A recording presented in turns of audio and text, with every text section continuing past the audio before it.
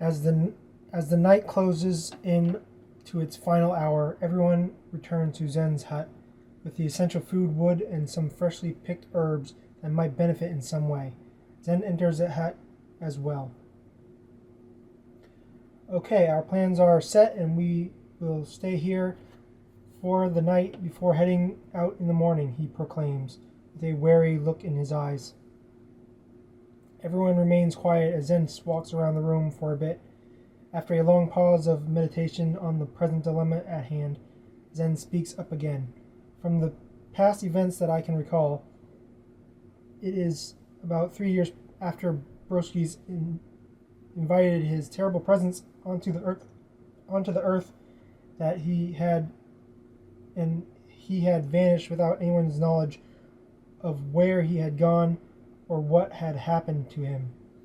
Everyone thought that he had left like a storm passing through, or better yet, had died and was gone forever. But sadly, 5 months ago he returned to a slightly populated town a few horizons away, with just as nasty of a introduction as the first time he had made his presence known, sparing nothing but pain and misery once more in any direction he took. The others remained in their seats, frozen by the words Zen spoke, as if being told a horrifying campfire story. But Jace couldn't help but feel a small part of himself die inside as Zen went to telling the story of his own past. Zen looks at Jace and nods before continuing his thoughts. My prediction as to the reasoning behind Broski's destructive nature and delight in tearing this world apart is still unclear to me, but from what he has shown from the past, I believe that Broski is planning to create a sign of destruction on the surface of the earth. By doing so, he will open a gateway along the planet's surface to a dimension where Broski would be made the right hand of the other dimension, in which pain and misery is just an everyday occurrence to its inhabitants.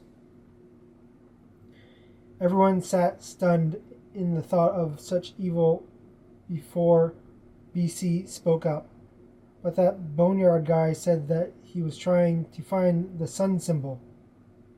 Yeah, so what does that mean, Zen? Jace blurts out, which gets a rise out of Sid, who is hearing all of this for the first time. Zen quiets the circle around the table and begins to once more. Yes, the sun symbol is only part of the sign of destruction. It is made up of many symbols, some of which I am unsure of myself, unfortunately. But I know that I am one of the few left in the world that holds the secrets that they even exist and that they have been scattered among these lands. Zen can tell that his words have become heavy on everyone and finishes his part. I believe that Broski is a crafty, cunning, and evil foe that took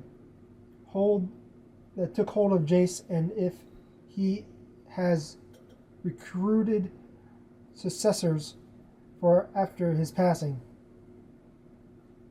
then that only shows his dedication to fulfill his dreams of destroying this world, which means we must try that much harder to stop him from doing just that.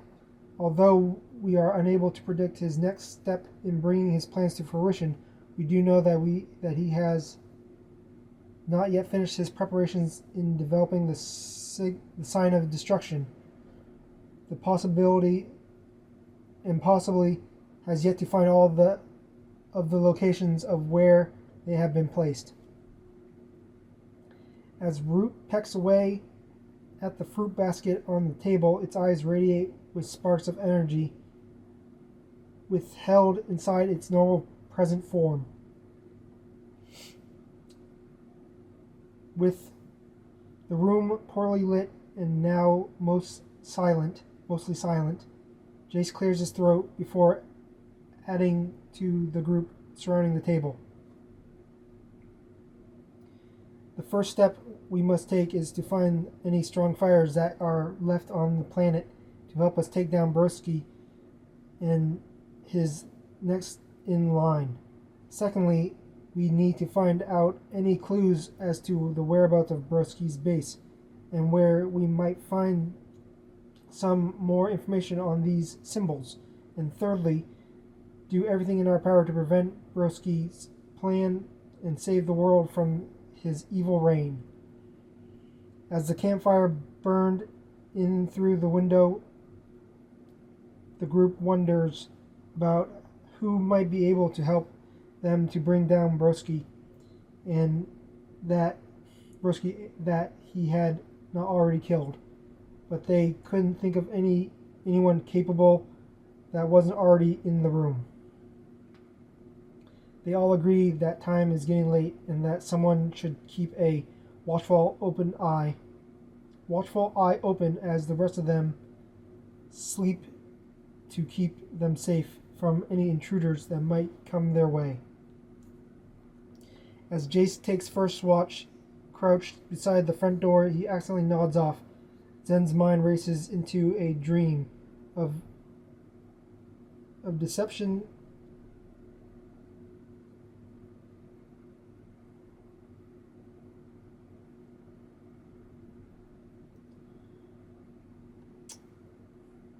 Zen's mind races into a dream of deception and death and begins to feel as if his mind is starting to fail him, as it is being taken over by an evil unseen force. However, before the evil is completely upon him, a flash of a figure jumps in front of him and prevents the evil takeover of his mind. Saved but still trapped within his dream, the figure talks to him. Travel to the northeast corner of the trees, says the voice, sounding calm and collected. Follow the sun to the forest, and you will find the one that goes by the name Gats there. Gats can help you with what you need to find, the voice says, now fading away from the subdued dream. Breaking away from his deep sleep, Zen rushes to inform the others of his crazy dream, only to be surprised to see everyone in a hurry to do the same. Crash! Between the shouts of "Me too" and "Oh, that's smarts," they realize they all had the same dream. Even Root, who is jumping vigorously, is trying to tell them that it had the dream as well. As they chuckle to each other about the adorableness of Root, they all become gravely concerned with what the dream meant and why they all dreamt of Gats. With the sun starting to peek through the trees, the team prepare to depart, trusting in their gut feeling and planning to head northeast. Zen looks back, feeling this will be the last time he will ever get to relax next to a warm fire inside his comfy cabin that he had built atop High Peak Mountain. Zen is silent the whole time traveling down the mountain's semi-beaten path and keeps looking back, already aware that his home is no longer in sight. BC notices Zen's discomfort and ventures into the woods briefly and returns with a stick found amongst the forest floor and lightly cracks Zen on the head with it. Ow, what the hell was that, you little brat? Was that for, you little brat? Zen angrily shouts and starts chasing BC down the mountain. Sid and Jace both stand with mouths wide in awe as the speed Zen has when upset. For an old man, you really can move. Let's catch up, eh? You really can move. Let's catch up, eh? They say to each other now. They say to each other now, starting to lose sight of the two of them. As Jason, Sid, reach the bottom of the mountain, they find BC and Zen both laying on a partially sandy ground, out of breath. Jace winces, grasping at how weak they all are, only then to shake the thought from his head. Ashamed with himself to think that this is his team, Sid, Zen, and BC become completely dead-faced at him. Jace realizes that he is saying these things out loud right to their faces, and once again, Jace can almost feel a presence of the evil laugh he had heard at the City of Rise and from inside the airship. Ugh. How can I stop myself when all I do is run away and make matters worse for myself and others around me, Jace says to himself, but this time with the full intentions for the group to hear. Root flies down and lands on Jace's shoulder and starts pecking at his head. God, come on, quit that, Jace says, now smiling as a confidence for his team has returned to his spirit. Sorry guys, that dream really got to me, says Jace. I won't let it happen again. Pulling out his knife, Sid threatens Jace in a playful manner. Don't you ever call me weak again, you dumb animal. This causes Root to shriek and deliver a few pecks in his direction as well. Zen only chuckles softly at the situation, and BC passes her stick off to him before greeting Jace with a hug, followed by a smile saying, "It will be okay."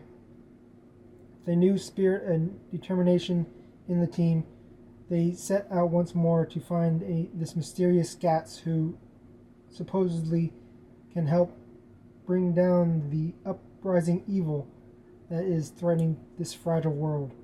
As the team travels towards the desert hills, facing the sun with what seems like hours upon hours, they all keep up a strong pace, but fall victim to the thought of what their dream could mean to their future. Finally reaching the top of an enormous sand dune, the group finds a thriving jungle at the bottom of the other side. Woohoo! Zen says with a dry sigh of relief and jumps with glee before rolling down the hill, looking forward to the familiar shade of the trees. As Root takes back to the air, the rest of the group follows Zen with cheerful laughs and joyful smiles. But before Zen can enjoy its cool embrace for long, several wild humanoid cat beasts emerge from the jungle looking to attack him with claws out ready to feed. Zen is surprised with how much his body has become worn out over the years, but as his warrior instincts come back, he makes quick work of two of the leaping jungle cats with the stick BC had hit him with earlier. Brute already has melted the eyes out of the other attacking beasts' heads, sits perched on top of one of their smoking corpses, cooing while the rest of the group catches up to Zen. As Root continues to peck away at some of the dead bodies, the team decides to call it a day and prepares for camp before the cold night sets in. Why don't we set up camp here while the rest scrounge up some firewood, Sid? Zen asks, hoping for some company while he rests his weary bones. Sure, I'll hang with you, old-timer, Sid replies, now not wanting to show how tired he is also. With Root hopping along the ground behind BC and Jace, the two of them search the woods for something to burn and some large leaves to make for their beds.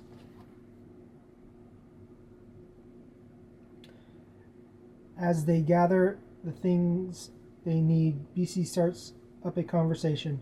I can't even begin to imagine that such an adventure would be possible and that I would play such a part in the extermination of Broski. Jace smiles, still focusing on the task at hand, and asks, "Why did you never try to escape the Devil's Playground before? It would have seemed that you were never happy there." She replies with what Jace assumed to be the answer. You can't just leave. No one is ever allowed to leave the confines of the Devil's Playground unless you can get by those damn guards. After years of countless forms of abuse and having no existing friends to speak of, I finally decided that death was a better option than living in that hell. Jace is silent, trying to think of something to say, knowing that he was the reason she had grown up in such a horrible place that some would call home. So I tried to escape when a passing traveler was leaving the grounds, but I didn't think the guards would have turned their focus to me so quickly. Her voice now beginning to break from her emotions. I had no choice but to try to get away. I couldn't stand being there day in and day out, being treated like a garbage can. Jace knelt down beside BC, who was now doing all that she could to block out the memories of her time there, still trying to find the words that would help her to regain control of herself. That's when you showed up and saved me from the Doormasters, she says, before falling into herself in tears. Jace rubs her back, trying to do the best he can to comfort her, and after a bit of time has passed, they finally gather them all the material needed to begin to head back. Suddenly a loud yell comes barreling through the woods behind them. In shock, the two of them watch Sid running as fast as he can because he is getting chased by a swarm of jungle bees. "Run like hell!" Sid screams, barely able to get even that out as he doesn't stop for BC and Jace. Root flaps its wings in surprise, which sends out a field of static into the air, burning the bees to nothing but crispy, juicy nuggets. But by doing so, catches the surrounding forest on fire. As Root squawks to say, "Oh no!" the fire begins to spread, and the group grabs a bunch of the bed leaves and starts to try to beat out the fire, but it only continues to spread more furiously. Jace realizes he has to do something fast, or the whole forest and then will be burnt to nothing. "Everyone get down," Jace shouts before jumping to the top of the trees and swiping his cupped hands, which sends out a sonic boom, smothering the burning flames with a forceful blast that extinguishes the entire circumference of the fire. The winds from Jace's powerful strike finally dies down, and everyone stands up to witness the scorched jungle. The three of them seem to have made it through unscathed, but some nearby wild animals have been badly burned. As they go back to regroup with Zen, who may be able to help tend to the animals, Sid informs them of why he was in the jungle in the first place.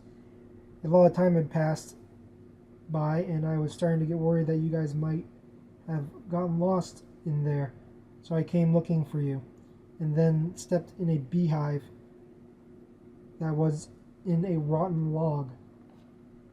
His face and hands were had large welts from where the bees had attacked him for disturbing their home. "Are you okay?" BC asks, trying not to giggle as he walks into a spider in its web. After gathering Zen and building a camp where the fire had taken place, the four of them tend to the creatures of the jungle, or at least the ones that were willing, and make use of unfortunate ones that didn't, over a strong but safe placed fire. As they all sit quietly around the fire, the wood crackling in their silence, no one dared to speak a word, but they all had the same thought running through their minds. Finally, Sid speaks up. "We got lucky on that one. We really should have been more aware of our actions, and I understand that it was my fault that the fire had started." With his head lowered in shame, everyone watched him as Root hops to his side to put its head on his hand. A slight smile appears in his eyes, and they all agree that no one is without their flaws, and promise each other to watch out for themselves and one another. Even with such a disaster, they have learned well from the experience and will do their best to have fun, to keep a level head at the same time. As the team of four start to make their beds from the jungle leaves, they can't help but look up at the starlit sky surrounding the campsite, and as everyone drifts off to sleep, Jace ponders a bit longer about how hard it must have been for BC to grow up in such a hellish place, feeling as if it is his fault alone for allowing Broski to take over his body for so long. Jace begins to fall into another deep depression. Suddenly his thoughts are broken by the touch of someone's fingers wrapping themselves within his own. It is BC, who is fast asleep in her bed beside him, and as her other arm reaches over to rest on him, she seems to say, "Everything will be okay." For the first time, Jace is able to sleep peacefully since he was a young boy.